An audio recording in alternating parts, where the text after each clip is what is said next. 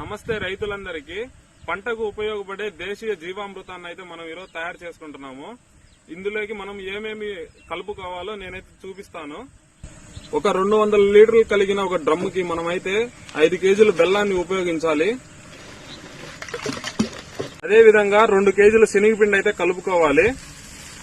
అదే విధంగా ఒక డ్రమ్ముకి అయితే మనం 20 లీటర్ల దేశీయ గోమూత్రాన్ని అయితే వాడుకోవాలి. ఈ విధంగా డ్రమ్ముకైతే మనం కలుపుకోవాలి. కొద్దిగా ఆవు పేడను కూడా దీనిలో కలుపుకోవాలి. మనం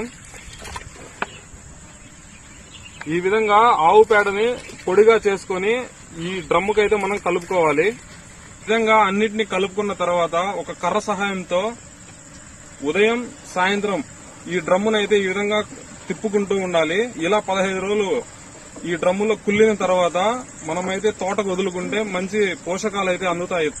ఈ జీవామృతాన్ని పంటకు ఇవ్వడం వలన మట్టిలో ఉండే సూక్ష్మజీవులు అదే విధంగా వానపాములు పెరుగుతాయి.